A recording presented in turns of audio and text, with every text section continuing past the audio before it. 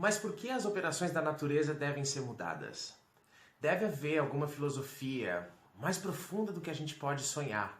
Uma filosofia que descubra os segredos da natureza sem alterar o seu curso ao penetrá-los.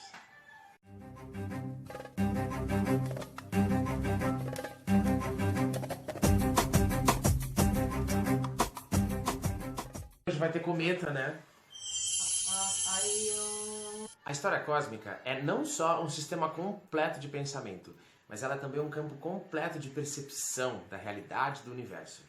A história cósmica contém uma filosofia implícita, uma filosofia que visa entender a verdadeira natureza da realidade e do universo. E o que é a filosofia da história cósmica? Então, basicamente, ela diz que o universo é um veículo para involução e evolução da alma de todas as coisas. Tudo está conectado entre si e tudo está conectado com a consciência divina. O processo de involução e evolução da alma é regulado pela lei do tempo. Como assim?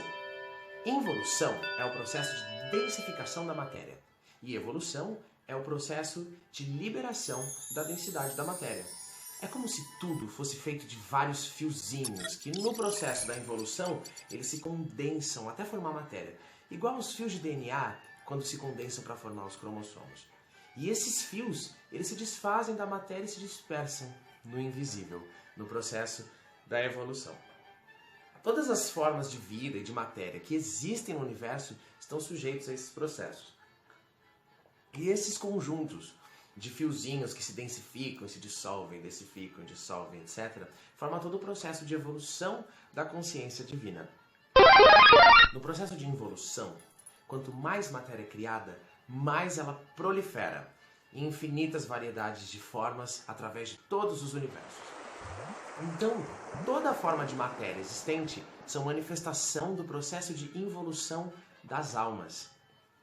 O aspecto externo de uma matéria representa a qualidade interna de uma alma. Então, quando você olha para uma flor ou para um cristal, o que você está vendo, na verdade, é a expressão de uma qualidade da alma que assumiu aquela forma em particular. Pensar que existe alma numa flor ou num cristal é o primeiro passo para entender o ciclo de involução e evolução da alma, num único conjunto todo unificado de evolução de todas as almas, de toda a matéria. Esse é o princípio da alma. A alma são esses fiozinhos que se juntam e se condensam. E a alma das coisas, ela é entendida como o sopro vivo do pensamento de Deus, que se manifesta nas diferentes formas e nos diferentes processos. O cristal e a flor representam, então, uma manifestação particular de um pensamento de Deus. Repare no requinte com que os cristais são criados. E muita gente pode dizer, mas o cristal é só uma matéria morta, não tem sentimentos. Pode até ser que eles não tenham essa qualidade que nós temos, que é a sensibilidade. Mas eles têm uma estrutura e uma forma completas, deslumbrantes, além dos seus poderes de transformação em outros cristais. Esse poder de transformação que os cristais têm, junto com a forma e a estrutura do cristal, que são maravilhosas, são expressões das qualidades internas da alma desse cristal. Lembre-se, a alma é o pensamento divino primordial de Deus, que se manifesta em forma, intenção, propósito e função. A alma é para Deus o que as máquinas são para nós. Para nós, as máquinas também possuem alma, porque ela é criada a partir do nosso pensamento. A gente pensa numa forma, numa intenção, num propósito e numa função para essa máquina.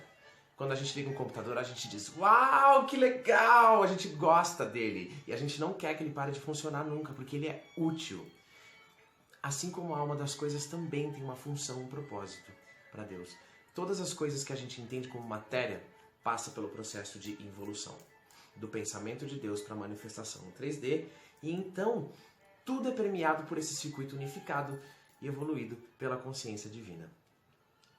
Assim, o universo é um puta pensamento completo e complexo de Deus, com uma infinidade de formas, de processos e de estruturas. E tudo existe para a involução e evolução de cada alma, que vem do nada para a densidade e que vai da densidade para a luz.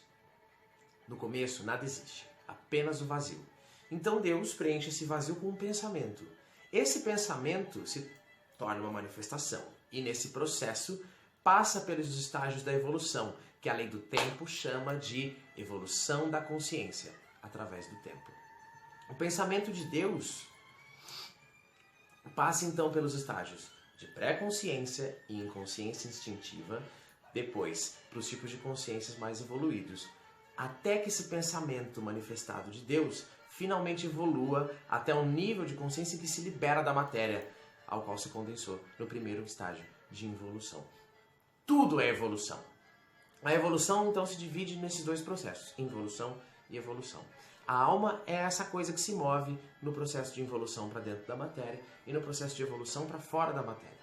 E a consciência é o que faz essa alma evoluir entre esses diferentes estágios. O pré-consciente, o inconsciente, o superconsciente e então a consciência sublime e a consciência hiperorgânica, que é a consciência que vai para além da própria mente. Um filósofo e guru indiano, o Sri Aurobindo, diz que o próprio conceito da mente é só um estágio de ignorância, um estado inferior da consciência que está buscando conhecimento. E ele está certo. A nossa mente só existe nessa transição evolutiva, dentro de todo um ciclo de evolução da consciência. Isso quer dizer que, em algum ponto da nossa evolução, a nossa consciência vai ficar livre não só da matéria, mas também da mente. Toda consciência eventualmente chegará nessa fase evolutiva, tanto nós quanto os cristais. Veja só. Somos apenas, então, humanos, somos apenas vasinhos com um sistema nervoso altamente vibrante, com uma mente que é só um pivô, um intermediário entre a involução e a evolução da alma. A mente é um estágio intermediário da consciência, evoluída pela consciência divina e regulada pela lei do tempo. A lei do tempo é o que governa todos os processos de timing do nosso mundo. Tudo que existe tem um prazo e um período de duração. Tudo nasce, sofre mutações em momentos específicos, muito precisos, num processo de timing extremamente sincronizado. Tudo isso, o timing, as durações, os processos são governados pela lei do tempo. E ter consciência da lei do tempo acelera o nosso processo de evolução. É o primeiro passo e é isso que está acontecendo no planeta Terra inteiro. Enquanto você assiste esse vídeo, estamos passando rapidamente de estados mais densos para estados menos densos da matéria, muito rapidamente. E nesse exato momento a gente está sofrendo uma imensa variedade de mutações genéticas e de transmutações biomoleculares. Um exemplo concreto disso é o aparecimento de dietas vegetarianas em cada vez maior número, de dietas crugíveras, de quem só se alimenta de vegetais crus, e até que um dia a gente chega no respiratorianismo, que é um estado em que a gente só respira e se alimenta de luz solar. Algumas pessoas bem evoluídas já conseguem fazer isso, inclusive. Tudo isso são provas de que a consciência está evoluindo.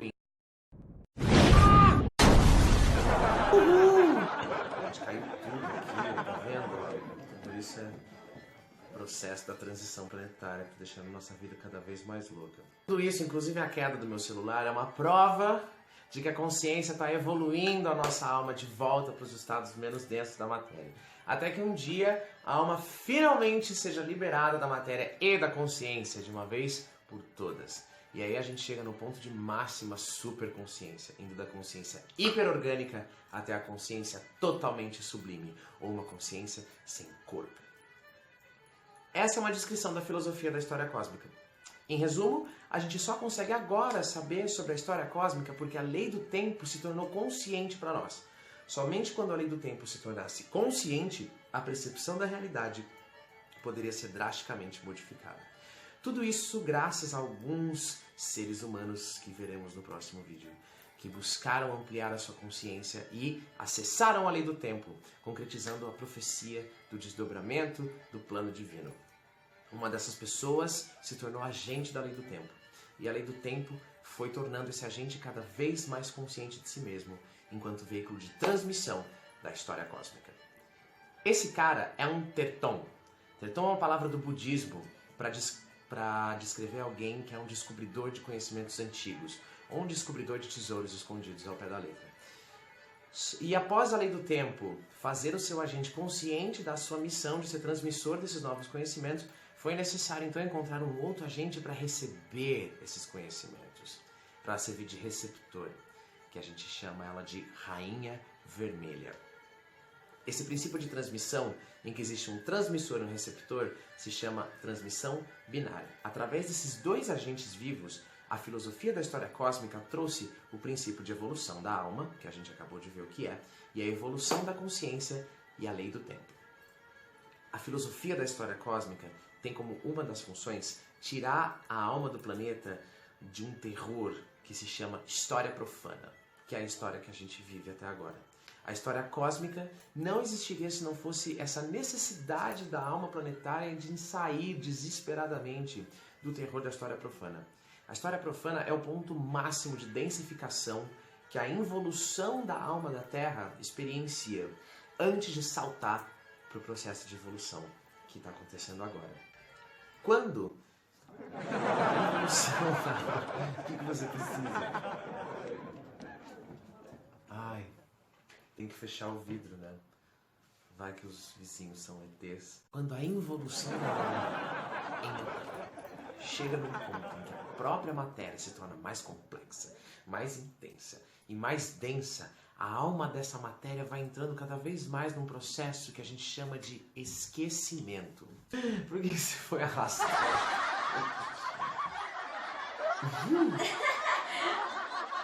Eu falei do processo de esquecimento, esqueci.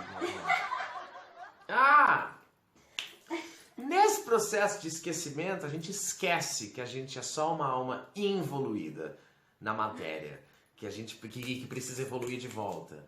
A gente se ilude com esse estado involuído da matéria 3D, esquece de onde veio e cria a ignorância. E a gente aceita todas as crenças ilusórias que nos fazem acreditar que é aqui na matéria que a gente deve permanecer, aqui no mundo físico, porque a gente esquece que porque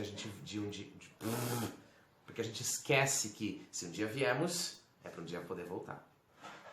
Essas crenças ilusórias que criam dogmas, éticas e regras de comportamento da ciência e da sociedade, cria a história que a gente conhece, que é chamada pelo Cosmos de história profana, que é a descrição desse universo ilusório, criado e transmitido inconscientemente de pessoa para pessoa, através da mente de todas as pessoas do inconsciente coletivo, que estão tão emaranhadas na matéria que elas nem sequer dão conta disso.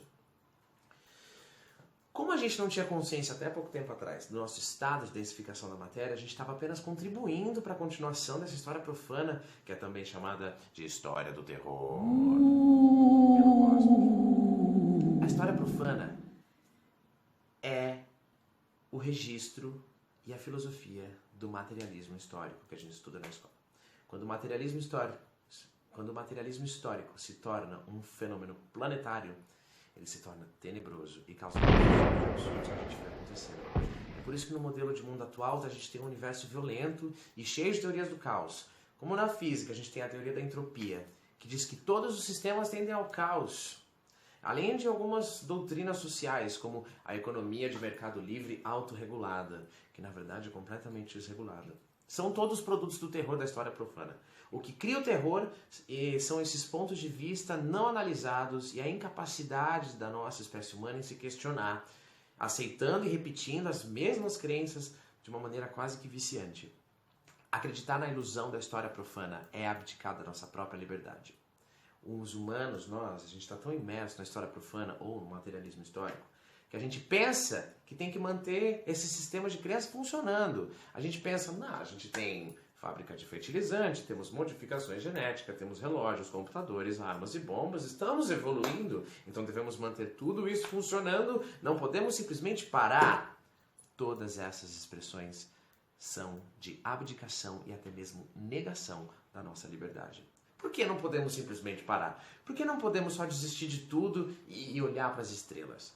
Por que a gente não pode dizer que tudo isso está nos levando a lugar nenhum? Quando a história profana, o materialismo histórico, se torna um fenômeno planetário dominante, aí nenhuma voz tem um poder ou autoridade alguma, a não ser a voz que reforce o próprio materialismo histórico. Quem tem mais poder de fala? O presidente do Banco Mundial ou líderes de comunidades alternativas sustentáveis?